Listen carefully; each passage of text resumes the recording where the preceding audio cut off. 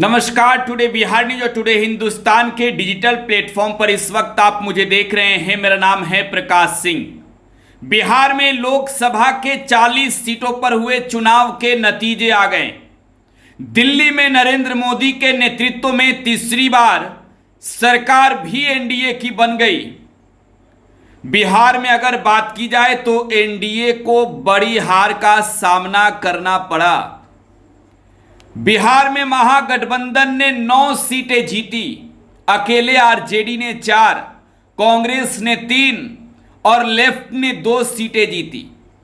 इसके अलावा निर्दलीय पप्पू यादव भी बिहार में चुनाव निर्दलीय लड़कर पूर्णिया से जीत गए और हर जगह हार बिहार में महागठबंधन की हुई।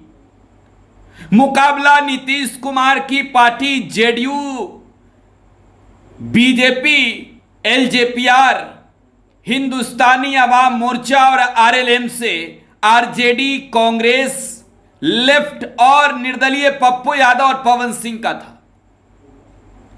चुनावी नतीजों ने दिल्ली में बैठे नेताओं की सियासी जमी खिसका दी।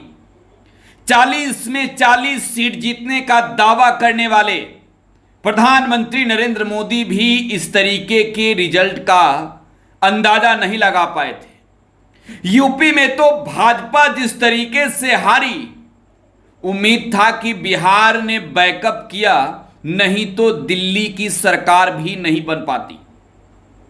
बिहार में एनडीए से इस बार 30 सांसद जीते, जिसमें 12 जेडीयू के, 12 बीजेपी के और 5 एलजेपीआर के, 1 हिंदुस्तानी अवाम मोर्चा के।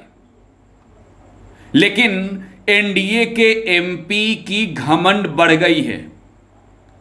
आप 39 से चुनाव हारकर 30 पर आ गए, लेकिन जिस कास्ट टाइटल इफेक्ट की बात बिहार के सियासत में हमेशा से होती है, आज भी वो मुद्दा बना हुआ है। और ऐसे में जो एनडीए के एमपी नरेंद्र मोदी के चेहरे पर बिहार में चुनाव जीते, अब वो खुलेआम कह रहे हैं कि अरे यादव जाति के लोग, मुसलमान लोग, कुशवाहा लोग हमारे पास मदद मांगने मत आना, मत आना मदद मांगने। कोई मदद नहीं करूंगा मैं कभी भी। यादव और मुसलमानों को तो साफ तौर पे ये कह दिया गया है कि आप कभी आइए ही नहीं हमारे यहां। आइएगा तो मदद का म भी नहीं मिलेगा। चाय नाश्ता कीजिएगा और जाइएगा। जानते हैं एमपी साहब का नाम क्या है? एमपी हैं सीतामढ़ी के। जनता दल यूनाइटेड के टिकट पर चुनाव जीते हैं। बिहार विधान परिषद के अध्यक्ष के पद पर इन्होंने एक बड़ी भूमिका निभाई है। विधान परिषद से सीधे बिहार विधानसभा नहीं जाकर, बल्कि देश की सर्वोच्च लोकतंत्र के मंदिर ये लोकसभा चले गए। अब साहब का गुमान है कि यादव और मुसलमान तो मदद ही नहीं मांगे। नाम है देवेश चंद्र ठाकुर, जेडीयू के एमपी है।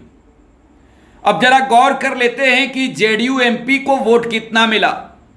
ये आखिर साहब तिल मिलाए क्यों हैं? क्या इन्हें लगता है कि लोकतंत्र में आज भी जो जनता है वो इनकी बंधुआ मजदूर है?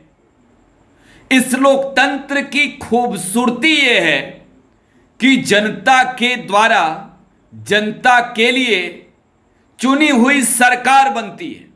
लोकतंत्र की परिभाषा यही है, जनता का जनता के लिए, जनता के द्वारा चुनी गई सरकार। लेकिन देवेश चंद्र ठाकुर 51,000 वोटों से जीते। इन्हें यह कहना पड़ रहा है कि मुसलमान और यादव ने वोट नहीं किया। ये आखिर क्यों नहीं कहते कि मुसलमान और हिंदू ने वोट नहीं किया, जब यादव भी हिंदू जाति में आता है? पहले जरा एक बार देखिए, नजर कीजिए। ये जो आपके सामने हम डाटा दिखा रहे हैं, ये एनडीए के उम्मीदवार देवेश चंद्र ठाकुर को मिले वोट का डाटा है। 5,15,719 वोट इन्हें मिला। कुल वोट के 47.1% वोट। दूसरे नंबर पर राष्ट्रीय जनता दल के उम्मीदवार अर्जुन राय रहे। अर्जुन राय को 42.4% वोट मिले और 4,64,363 वोट पाकर अर्जुन राय को पछाड़ खानी पड़ी, अर्जुन राय को हारना पड़ा और सीतामढ़ी की जनता ने देवेश चंद्र ठाकुर को नरेंद्र मोदी के चेहरे पर चुनाव जिता दिया।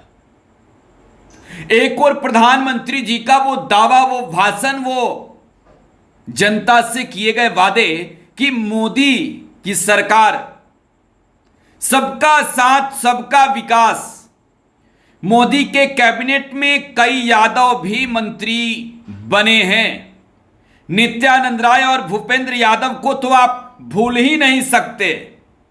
बीजेपी ने जितने यादवों को टिकट यूपी से लेकर बिहार तक में दिया, क्या अब देवेश चंद्र ठाकुर और उनकी पार्टी जनता दल यूनाइटेड ये कहेगी कि ये यादव नहीं है? ये तो अपने आप में बड़ा सवाल है। ये तो अपने आप में ये साफ नजर आता है कि बिहार में जो जनता दल यूनाइटेड के एमपी चुनाव जीते हैं, इनका गुमान सिर चढ़ के बोल रहा है।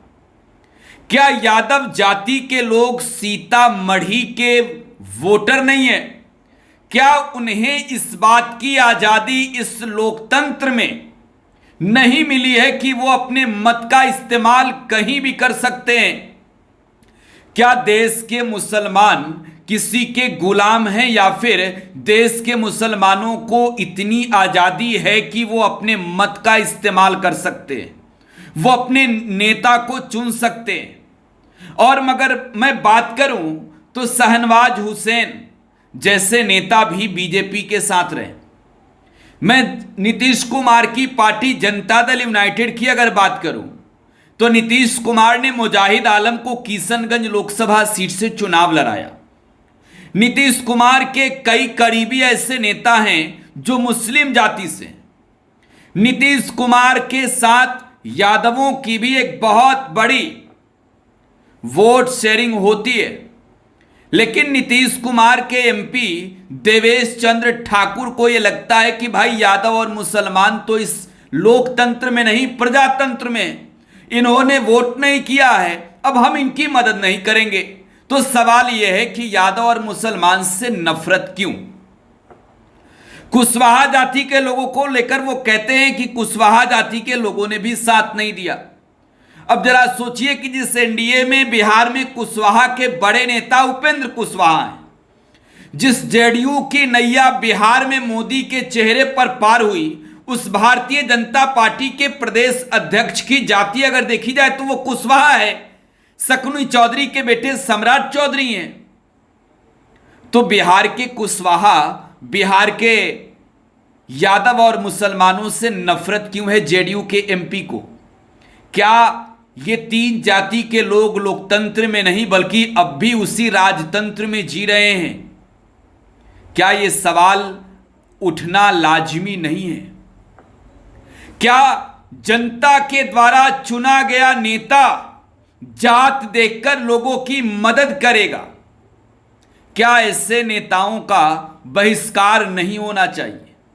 सीतामढ़ी में जब नामांकन का दौर था तब एक मुद्दा बड़ा उछला था। टाइटिल का प्रकरण सामने आया था। टाइटिल की लड़ाई चल रही थी। और क्या देवेश चंद्र ठाकुर वाकई टाइटल वाले नेता हो गए और उन्होंने ये कह दिया कि नफरत है भाई, वोट नहीं किया मुझे तो कोई मदद मांगने मत आना? आपको क्या लगता है, ये लोकतंत्र है या फिर ये अब भी राजतंत्र है? अपनी प्रतिक्रिया कमेंट बॉक्स में छोड़ जाइएगा।